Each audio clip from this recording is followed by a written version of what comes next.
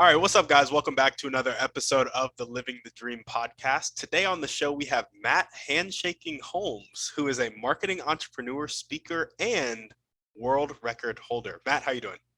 Doing great, Timmy. How you doing? I'm doing well, man. Thanks for asking. And we'd like to jump right in. So if you could start with telling us a little bit more about yourself and maybe that world record too, and what you like to do for fun, that'd be great. Sure. So let's see. The quick story is went to college at DU in Denver, studied psychology, couldn't really get a good job with that, was falling in love with business, went back, studied my master's, and went into real estate after my master's degree. Despite taking out all the student loans, I figured out entrepreneurship was the route for me.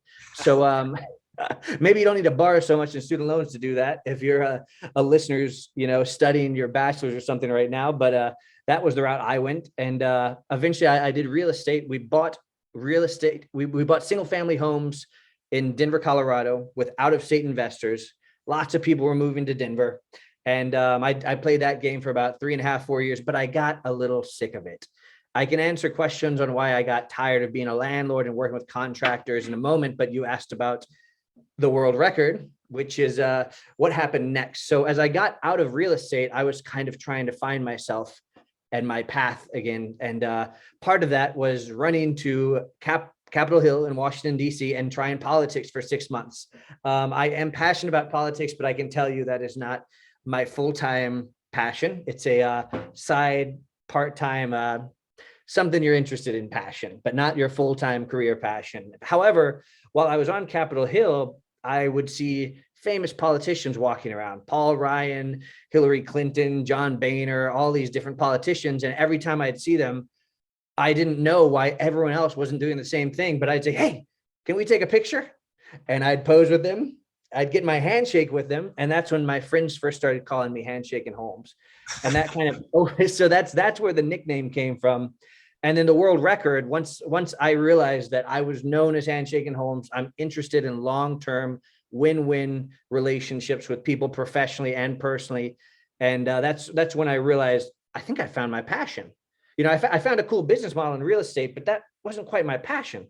My passion is about long-term win-win relationships with other bootstrapping entrepreneurs, or entrepreneurs who raise investment too. But, so that's how it started. So once I knew I wanted to break a world record, I knew it needed to be about, guess what?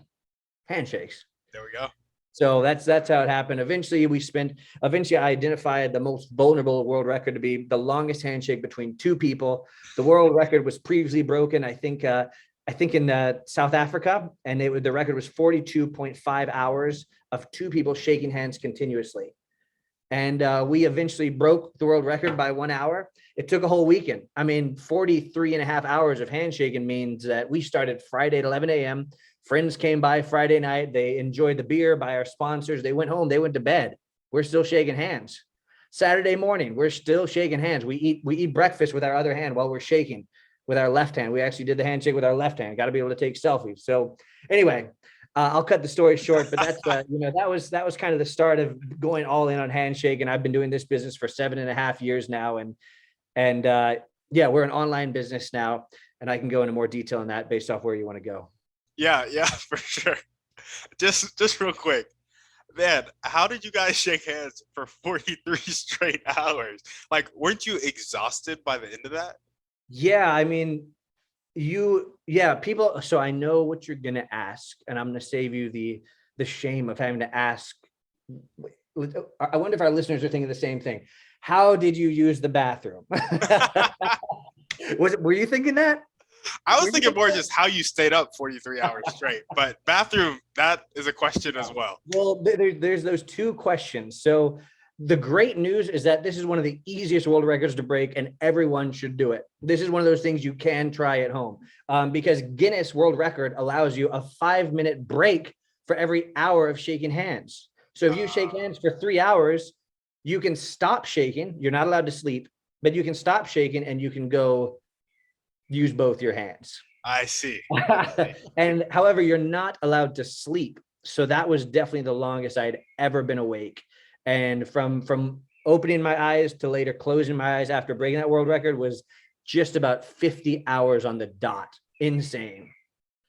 Dude, does it doesn't your mind start breaking down at that point of like just going a Oh little yeah. crazy?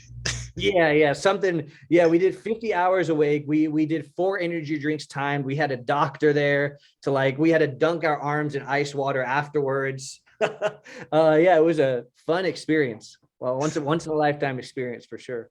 Dude, that is so epic. That's so epic. Well, awesome. Tell us more about your company. Is it Handshaking? Yeah, it's handshaking, which is different than handshake. Even though handshake is kind of like our online neighbor that we're friends with. Yep. But anyway, so handshaking was born, in late 2014. Remember, I was getting out of real estate. I wanted to focus on relationships. So I first started by interviewing entrepreneurs that I wanted to be like. I said, hey, I want to get into tech. I want to be online. I don't want to do real estate anymore. I love real estate, but I want to do that part-time. I don't want to do it full-time anymore. And I had downsized my portfolio and paid off most of my investors. I had just 2 properties left, which gave me some nice passive part-time cash flow, and of course some equity. At that point, I had owned those houses, 5 years almost. So, if everything went wrong, I could sell a house and be okay. So that was an early win, and advantage that I try not to take for granted. I got really lucky at a young age. I bought my first house and closed on it during exam week in college. I didn't have any financial help, but I had co-signers, so I was able to get a loan. So I had some advantages that I don't want to take them for granted. But regardless, they played into the story later. So I went all in on handshaking and interviewed people. Tell me about your tech company. How did you do it? And I was really interested in relationships. And everyone, I'd ask them about mentorship, about the communities they are in. How do your personal relationships play into your professional success? And I did that for about 2 years and was unfortunately never able to become a famous YouTuber. I was hoping I could make this video series and it would go viral. I could be John Lee Dumas, but I met John Lee Dumas, but I can't be John Lee Dumas. He's like the original podcaster who interviewed entrepreneurs, for those who don't know him. But he had like 10 million downloads pretty early on, years ago, or 10 million listens, which is pretty huge. So it's a lot easier to get sponsors and monetize your content when you're doing that. But anyway, I did use what I learned to network. So although I started with just local mentors in Denver, and I kind of grow up to some entrepreneurs who have sold businesses, to venture capitalists who are funding them, all the way up to billionaires, and of course, members of Congress, since I knew some of them from working in Washington, D.C. So, I had billionaires on the show, and some of those relationships turn into text message friendships, and some of them don't turn into anything. But that mentorship's a big part of what's led me to where I am today. And, we don't make money from interviewing these guys. That's just kind of what helped me find my business model. So to answer your question on that, we build lead generation websites. So what that means is we build websites on our own, not for clients. We're not a marketing agency. We're online investors, and we develop our own assets. These assets, these websites, help people find a quote for something. And then the way that the websites make money is we send that information to someone who can give them that quote. So that's the way to put it more simply. I could give a specific example if you wanted me to, or we can continue with where you'd like to go. Yeah, let's dive into a specific example. Sure. So the first website. So originally I was just trying to do anything to make money online. Hey, Timmy, can we do your Instagram marketing? I'm going to take selfies and post them on your account for $10 a month. Or, hey, can I build you this website? I think I like your face. I want to put it all over a website. And none of that was really profitable, right? Networking can have life-changing financial benefits, but networking does not make you money today. And therefore, it's not going to fund your marketing budget for us to make any money. So eventually what does make money is these lead generation websites. The first one that we built was called Fort Collins Concrete Contractors. So Fort Collins is a city in Colorado. Concrete contractors are going to build you a driveway or repair your sidewalk or whatnot. So as you can guess, we made a logo, Facebook page, Twitter, etc., and waited about a month or two. And then, people started calling the website. They said, hey, can I get a quote for a brand new driveway? I need a 2-car garage. I just built this brand new home. And I'm thinking to myself, I just paid $8,000 for my driveway, and that was half the size. How much is this job worth? How much is a concrete contractor going to pay me? So eventually we learned they pay a lot more for leads rather than website services. And that website, eventually we owned it for about 3.5 years. And then eventually it was making consistent passive income. I think it was making like a net of $800 some dollars per month net profit after all costs. And we sold that website to someone else in the low 5-figure range. And then they were able to make a 70% return on their investment by them owning it after we sold it. So Yeah. it works. You can see I came from the real estate background where it's about, buying an asset, improving it, selling it for more, or developing an asset. I never got into that in real estate, but I am deeply into that in what I call online real estate. So I hope, does that make sense? Yeah, yeah, man, that makes perfect sense. When you first said online real estate, I think it was before we started. I totally thought you were going to be talking about Web3 and digital like blockchain stuff. Well, don't even say those words because I feel like I'm talking too much. And if you start talking about the Bitcoins, I'll never stop talking about the Bitcoins. Yeah, yeah, no, I really like both the process and kind of how you stumbled upon it and then how you executed it. And it's also like, it wasn't like you were like, I need the thing that's going to make me $100,000 a month right now. It's like, no, you had a website that generated $800 a month and then you sold it for like, I don't know, somewhere around 20 to 30,000, something like that. And then you know Yeah. what? I wish it was 20 or 30. We're not selling them consistently for that much, but we Yeah, should but be. it's like you're selling them and it's like you flip them, you make money, and you are really applying that real estate mind to also, I'm sure the information you got from networking. I also really love the point you made there because I was doing this actually a lot. I was networking a bunch, and I was networking to get private investors for real estate and to get deal flow for real estate. But then I started looking at the length of these real estate transactions. I was doing specifically multifamily real estate. I was like, Cool. this is like 6 to 24 months. It could be like 24 months is really on the long end, but like you're looking at minimum 6 months, 3 if you got a quick turnaround. But I was like, I really need revenue now if I'm going to be a full-time entrepreneur. And so I really like that driving revenue now mentality as well. But Yeah. Yeah. Both are important, right? Like I've always stayed focused on the assets, but I've probably had 2 or 3 scary times in my career where I didn't focus enough on the monthly cash flow. And then you got to unload assets like a fire sale and you mess up your whole net worth. So, both are important. Both are really important. yeah, yeah, no, for sure. I'm right there with you. And my focus has shifted to increasing that monthly cash flow of like, one, I need to be able to cover bills. 2, I like need to be able to I can't have like super thin margins where one mistake really screws me up. Like there's just some things that I'm realizing I need to tweak and stuff. But yeah, thanks for sharing that with us. Let's go ahead and jump into your motivation. What gets you up and keeps you going every day? Oh man, I wake up out of bed and I'm just looking who's going to be the first person I shake hands with today. and and Timmy, the awful truth is that some days I go a whole day without a handshake. Oh my gosh. Like, especially during the pandemic, bro. I mean, Oh during yeah, the pandemic, staying at home, you can't meet people. There's no events. I mean, I'm starving. I need that stuff. Like I need breakfast. I feel that. So I guess, but networking is so much fun. Like for me, I love the chase of looking at someone way up there. Let's use an example. Like I remember when I got a handshake with Hillary Clinton. Like, no, I don't text her. Like we're not best friends, but that would be kind of cool. I mean, I don't know if you're red or blue. Like I'm open to meeting politicians on both sides of the aisle, but I'm more interested in meeting, people, famous, self-made, wealthy people, and asking them, how do you go about relationships? Because I'd like to do it the same. So, chasing someone way up there, for everyone listening, like think about someone in your industry, think about your bosses, board of advisors or mentors. And what if you could go and just meet them next week and interview them about their success? Like, what would you ask them? Like, what if they got along with you? What if you guys both liked skiing or like the same type of Belgian wheat IPA or something, and you have something to bond over and you use that personal connection to further both of your professional interests. So, I personally love that chase. That is absolutely what wakes me up in the morning, is chasing someone who I can learn a lot from, and also identifying how I can provide enough value for them to even respond to my emails. I love that. Talk to us a little bit about providing value, because I actually, one of my, focusing on building my email list, I've recently become a student of Russell Brunson, One Funnel Away Challenge. And he talks a lot about adding value. Entrepreneurship talks a lot about adding value. And I made this document 7 ways to add value to people. And so I'm curious, what are some ways you have? Because I would love to add to that list.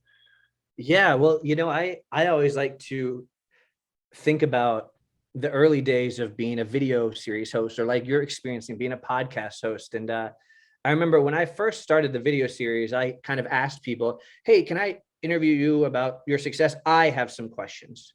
I have some questions.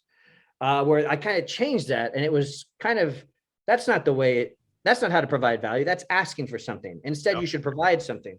So then the outreach email kind of changed to, you're invited to be on the show. Great news. You're invited. I'm going to share your success with everyone I know. And I'm not selling you anything. I just want to interview you about your success. And in exchange, Yep. I'm going to share this with everyone I know. And, so I think when you reach out to people, if you ask someone for coffee, especially someone wealthy, you say, hey, I'll buy your coffee so I can pick your mind. Stop talking about me. Stop talking about, I want to pick your brain, and start talking about others. Yeah. Your message is something I want to share with everyone I know. So can you take me out for coffee, for example? I mean, probably not, right? We're all here just trying to grow to the next chapter, and we should always be generous with new people that we meet, and we should always invest in long-term relationships, not the quick used car salesman strategy, right? Yeah. Everyone knows that one guy at the networking event passing out their card. Hey man, you looking for a new Chevy? How about a Toyota? I got a great used car. Come on down. Today's the best deal ever. And then they never talk to you again, and your car breaks down. That's not the strategy. And some things take time, right? Trust takes time. So, try to provide value, and don't make an ask until later, until you've provided more and more value.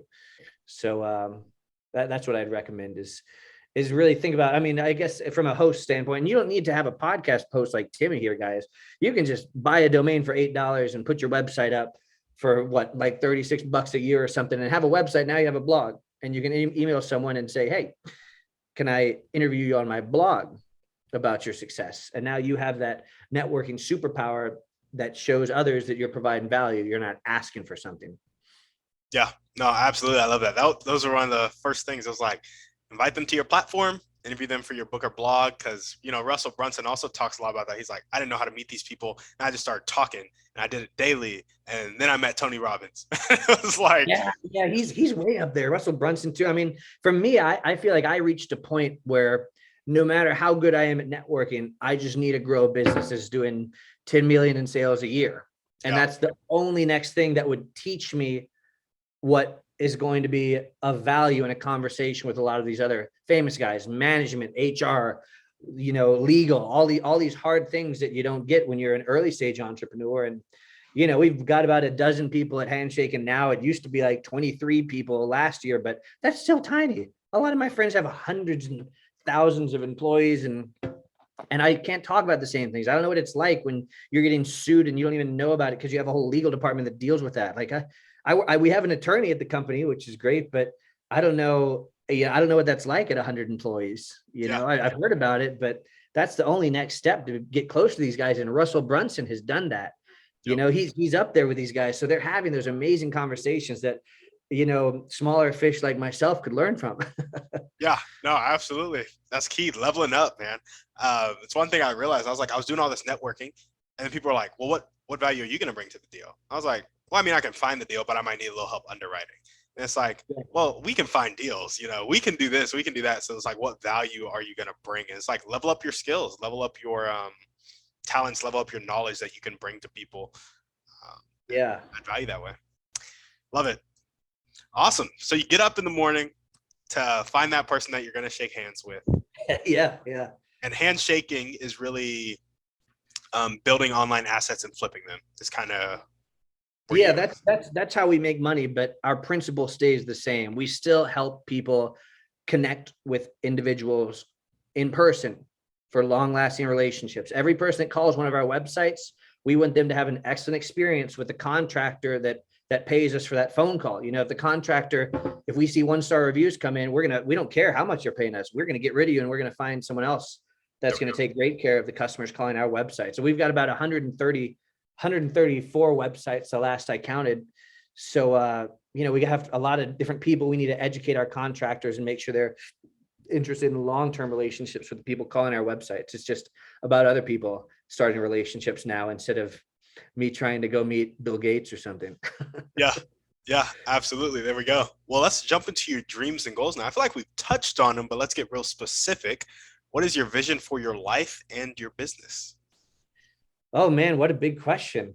Well, let's see. I mean, we could start with sales goals. We could start with personal goals. I mean, I'd like to break another world record at some point. If any of the listeners are listening, I hope there's exactly 3,600 listeners all in the same location, because that's what it'll take to break the next handshake world record.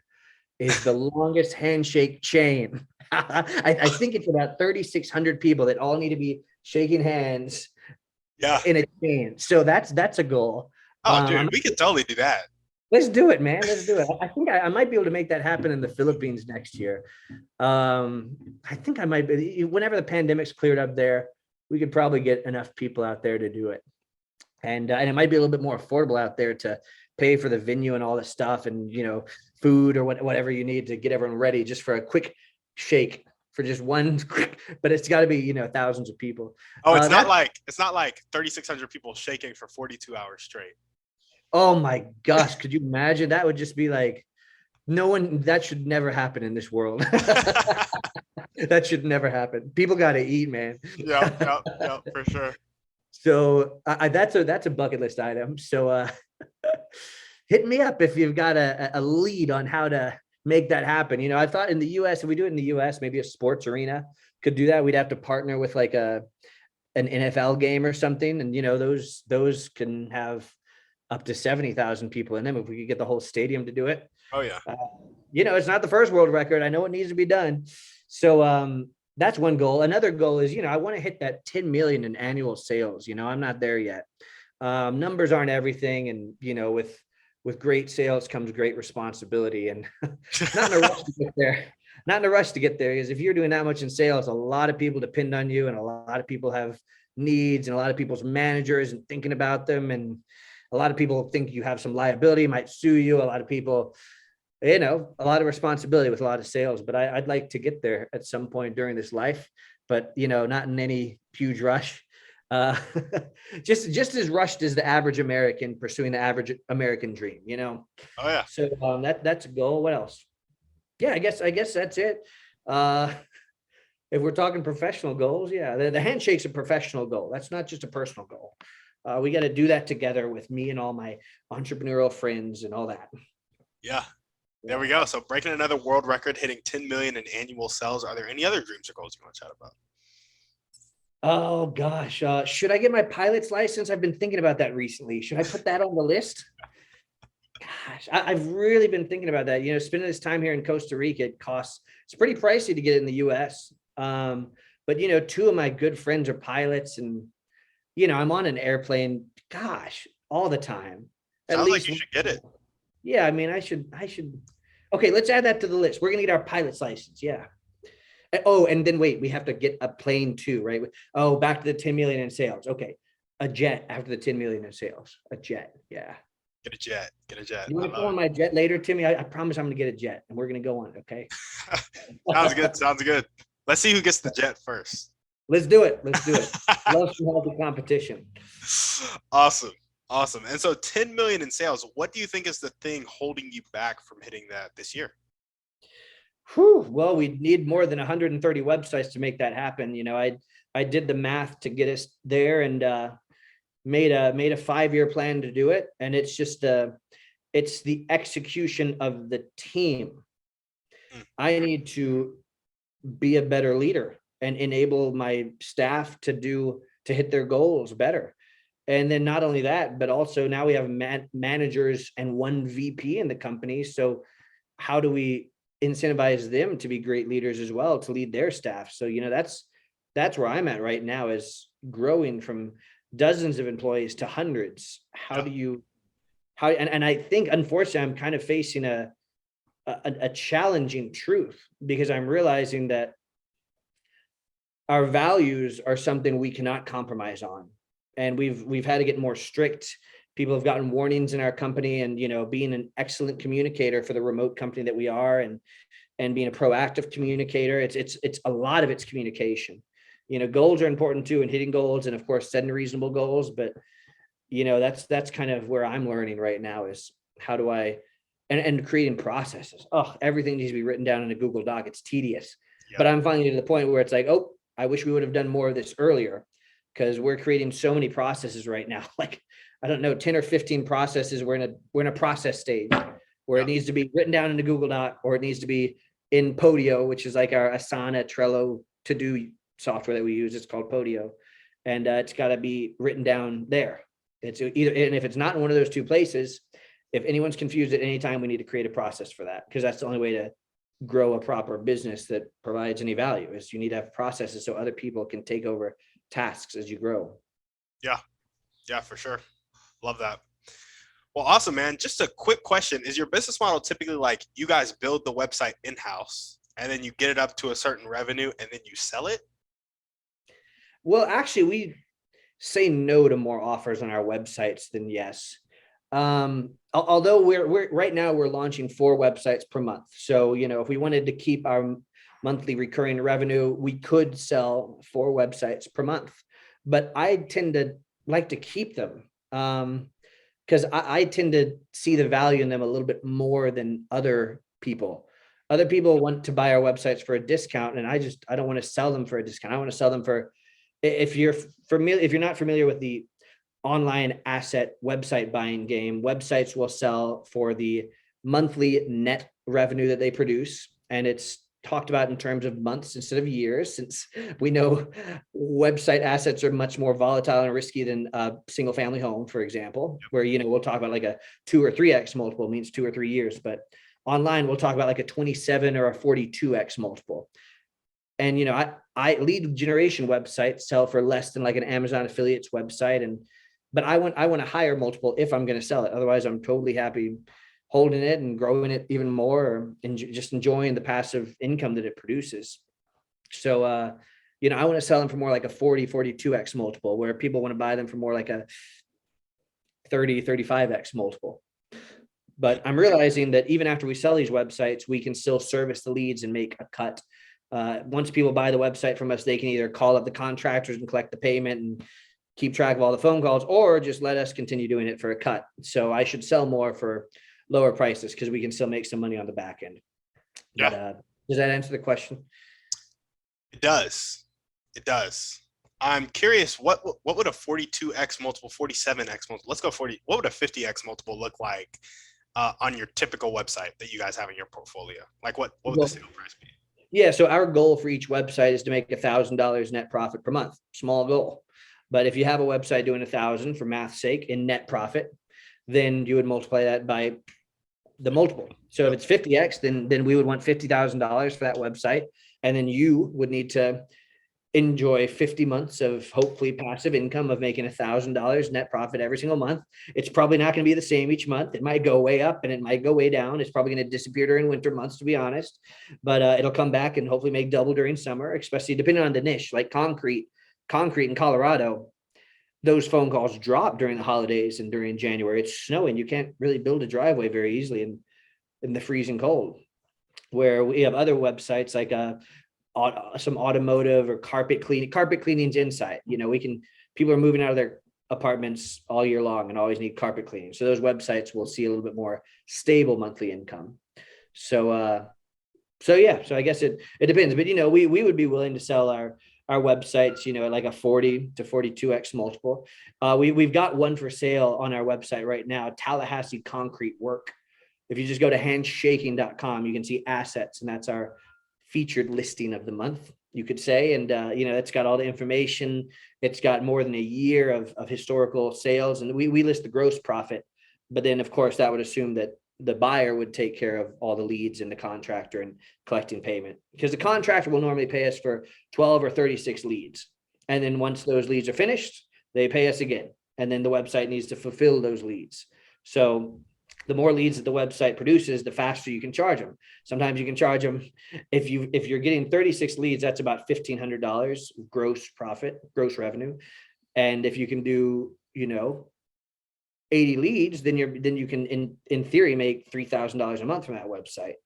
But guaranteed, it's going to drop during winter months and depending on the climate of the website. Tallahassee is a pretty cool city because it's over in Florida, so it's not getting hit as hard as the winter months as our other sites. But anyway, I could blab about this all day long because Yeah. it is what I blab about all day long, full time. Have you ever read $100 Million Offers by Alex Hormozy? No, tell me about it. I think you should. I think you should check out that book. He is a genius when it comes to making offers, similar to like Russell Brunson's offer stack. But basically, kind of a. I know you want to sell these websites for 42 to 50,000 would be your ideal.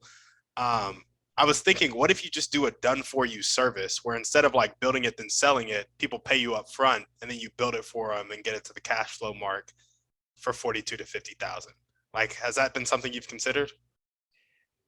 Yeah, I've definitely thought about that. And people ask us all the time, can you build us a website for our carpet installation business, our tiling and flooring business? And I think that gets a little bit more on the service side, where I'm really trying to stay as just the owner of assets that are worth money or not to you.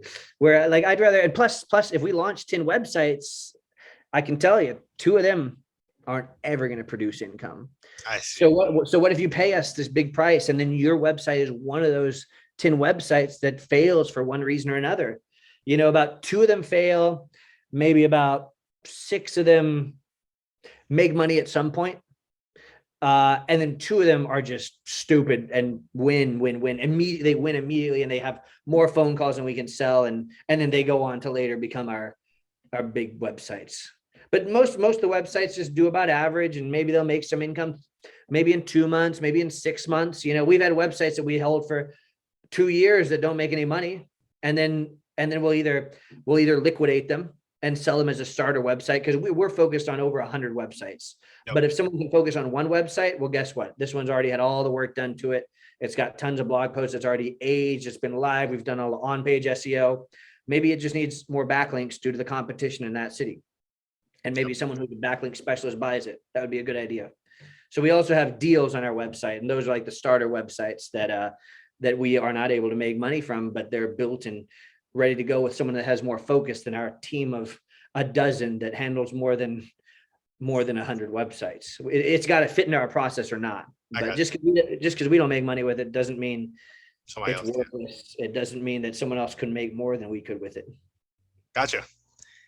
Well, I was just brainstorming for you because I know an easier way to hit $10 million in sales, like to sell something that's $1 million profit 10 times, you know, as opposed to selling something that's $1 profit 10 million times. It's like the higher higher ticket you can make your thing, the easier it is to hit your sales goals. But awesome. Yeah, that's definitely true. Yeah, I think if I was more open to providing, I mean, there's definitely an untapped side of our business, which is all the contractors who want us to build a website and they don't want to buy the leads from us. They want to own their website instead of rent the monthly leads from us. And unfortunately, we don't accept those clients because then we have to revise the logo and change the blog post. And it's a lot more work. And guess what? They're not even making more money from it right away. So their expectations are higher. So I guess I'm a little bit picky with the type of sales that we take. Even if it takes a little bit longer to get to that 10 million, at least I know it truly is passive and the team's handling it and it's stress-free income. Or I don't think there's anything that exists that's called stress-free income, but we can pretend, right, Timmy? Facts. Awesome. Well, if there were 1 or 2 people that you can meet right now, and this could be a specific person or a type of person, and they'd really help you take the next step toward your dreams and goals. So getting that jet, getting that 10 million, breaking that world record, who would they be and how would they help you out? Oh gosh. Okay. Let's not spend 2 hours on it, but I'm going to go the crypto route. Like, okay. I have met GaryVee and we've gone live on Facebook together, but I'd like to really catch a beer every Monday with him for 3 months and ask him about his NFT collection, VeeFriends, and learn all about how that was created and how it's going and all the stuff that would be discussed over beer. That's what I'd like to learn from GaryVee. Although I have already met him. And then let's see, someone else. Oh gosh, should I say this? I don't think I should say this. Please don't hate me. But just from a business perspective and publicity perspective, not a political perspective. What's Donald Trump up? How has being president affected his business? I'd be so curious on how that, he's just such a businessman. It was an office. I mean, I'm not saying you have to like the guy or hate the guy, but I'm curious, how does a presidency term affect your business afterwards? I'd be Yeah. really interested to learn about that. So you got kind of a crypto question, a crypto curiosity in me, and you've also got like a political 1%er type of curiosity in me. There we go. There we go. GaryVee and Donald Trump. I love it. What's the most important one or two things that everyday people can do to really help you move towards your dreams and goals? Well, I got to share this easy win. If you've got a physical business or a physical location, is with our websites, one of the easiest wins we have is we verify our business on Google. So it's easy. Go to google.com/business, register your business. Yes, you need to pick your name. You need to pick, it's good to have a website, but it's okay to just have a one-page website. And Google will likely want to send you a postcard to an address. Go ahead and get that postcard. It takes a week or two to get there. And sometimes when we verify a business like that, sometimes that gets us more phone call leads than the website itself. So what that means is that's the easiest win. If you've got an idea or a business, you know, try your luck at Google. And maybe a lot of people are searching for it and there's low competition in your city. This works particularly well for single location, you know, niche physical locations. But, you know, if you're an online marketing agency or if you're an online business, it's still a good idea to register your business with Google. So get that postcard on the way. That's the easiest thing you can do today. And even if you don't have a website, Google will offer you to build a website with them for free. It's like, just start clicking the internet buttons. Yep. Just quit hesitating. Start clicking the internet buttons. We're all full-time button clickers now anyway after the pandemic, right? Oh, yeah. Yeah, we are. So there we go. Fly with the buttons and start clicking the internet buttons. That's my tip. But on Google My Business, particularly, the end. Awesome. Well, now we're going to jump into our Thriving Three.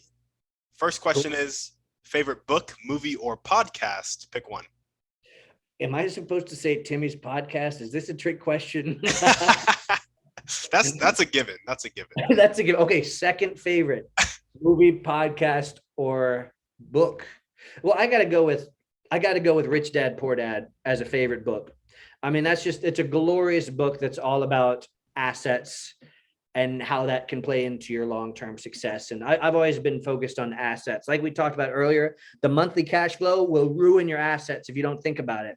But the assets is what changes generational wealth, right? Like that's what really makes big changes. Is those, you know, your buddy who bought 3 Bored Ape Yacht Club NFTs 7 months ago, right? They've got some assets because each one is worth like what, 100 Ethereum, which is like $3,000 per Ethereum right now, $300,000. Anyway, sorry if you don't know NFTs, but assets is something important to focus on, whether you're diversifying in the stock market or real estate or Web3, you got to focus on the assets. And that's why that's a favorite book, Rich Dad, Poor Dad. There we go. And what's one way you like to take care of yourself? One way I like to take care of myself, I would have to say that 2 or 3 massages in the Philippines per week, but I'm just not getting the same massage treatment here in Costa Rica. But I think a massage is really a great way to relax and just, you're not on your technology. You're thinking about life with no distractions. Not to mention it's pretty good for you. It's getting the blood flowing. You feel better the next day. Get a massage, man. That's the best way to relax. But man, it's expensive to do that nowadays in the US. How much does it cost for a massage? Man, I don't even know. I don't get massages. No, I don't either when I'm back home. Yeah. Yeah, no, I feel you.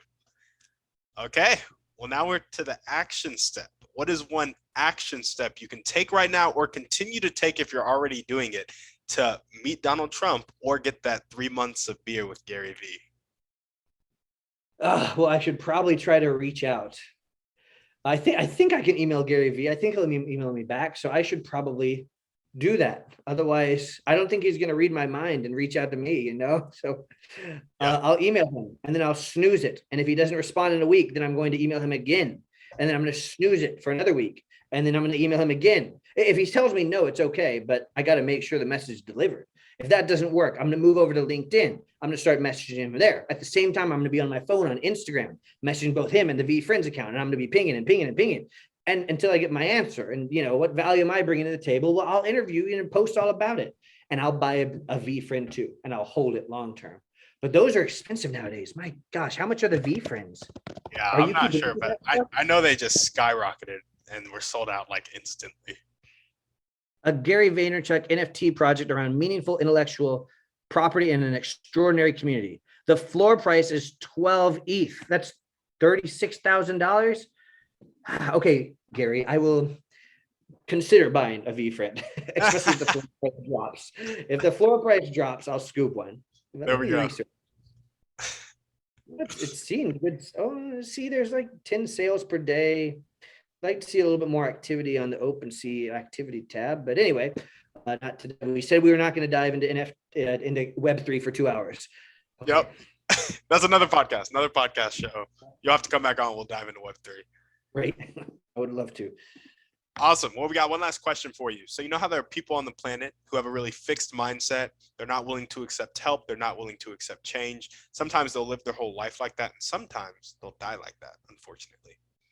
Other times they make that switch in their life to that growth mindset, willing to accept help and willing to accept change.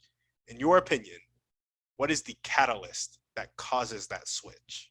Oh, wow. I got an answer for you I don't think you're going to be expecting. Hit me with it. So, I've been traveling now for 4 years, and I've been living abroad for the last 2 years in 2 different countries outside of our home country in the US. And I can't figure out why more people don't have a catalyst to go travel. And that resulted in me coming back and kind of being a little bit like critical or rude to people who hadn't traveled as much as me. And I realized that catalyst is not my job to convince them. And I would say the same thing about growth. It's not our job to convince someone to grow. If someone wants to grow, they're going to go out there and they're going to convince you on why they want to grow. So the catalyst is not something that we can offer to change others. Like, for example, if one of your listeners wants to grow their business, listening to this podcast might be inspiring. It might help nurture and grow what's already inside of them. But if they don't want to make a change, it's totally fine. And people who are in a routine, I mean, especially right now, I'm here in Costa Rica waiting for my girlfriend's papers to get approved to the US, and now we're moving to Mexico. Like, you know what? I kind of want some stability in my life. I kind of want a little bit of no more change, no more growth, and just getting a routine. So, those people out there who have their routine and they might think about growing a big business one day, but maybe they like their routine, and it's okay to let them keep that routine. And then that's great news, because we can let them enjoy their routine and wish that we had a better routine. But we don't. We are chasing change and we are chasing growth, and for some of us travel. And that means that the people that do want that same thing, the great news is we can spend more energy with those people who are already showing us they're the ones convincing us that they want that growth. Or they're the ones convincing me that they want to go and live abroad outside of the US. Those are the ones that I'm going to spend time with. I should stop convincing other people to do what they're not convincing me that they want to do. Yeah, I love that. Something I've realized, I started asking this question because one of my big goals is to raise the standard of living across the world to middle class America. Like, I don't really want people to struggle for living, water, or food. And I asked this question initially because I knew I was going to bump into people that were really resistant to change. And I was like, well, they're going to need to change if we want to raise the standard of living. And then somebody came on my podcast similarly. Everybody usually says rock bottom. It basically boils down to inspiration or desperation. Like, you're either really desperate or something inspires you and it triggers something inside you, but it's always a personal choice. That's typically the answer. But one dude said, you just need to level up, because if you are trying to help other people and you're neglecting yourself, similar to what you're doing, you need to change yourself. Like, you don't need to focus on changing other people. And when you focus on changing yourself, that's when you can create that environment where other people can be inspired by you, just by being an inspiration. And so it convicted me, because I was like, the real reason that I'm out here trying to change other people and figure out what that catalyst is so I can convince myself that I can change fully how I know I should be able to. And when I realized that, man, I was like, it honestly made me want to take this question out and maybe rephrase it, ask it a different way. I'm still asking it, obviously, but it was a really convicting point of like, man, I'm doing this because I want to convince myself that it's possible for me. Yeah. Like, wild. Yeah. But Yeah, that is great. Yeah, I love the inspiration or desperation. Yeah, that can definitely produce some changes. And wow, what a good point. Yeah, I'm preaching about all these things, but what is it inside of each of us yep, that we actually need to change about ourselves? Yeah. absolutely. There we go. Well, Matt, is there anything else that you want to chat about before we sign off? No, this has been fabulous. Thank you for the good time and the company, and thank you for all the listeners who have made it this far. And yeah, that's all. If you guys have questions about lead generation websites or want to check out ours, please check out our website, handshaking.com. If you heard about this on Timmy's podcast, let me know and I'll cut you a deal on one of our starter sites if you want to get started on this. There we go. Well, awesome. Guys, thank you for listening. And if you loved what Matt had to say, again, check out handshaking.com. If you want to be part of the 3,600 people that are in that long line of handshakes, also hit Matt up. As we always ask, shoot this podcast to 1 to 3 people you know need to hear this message. Give us a 5-star review on iTunes, and we're out.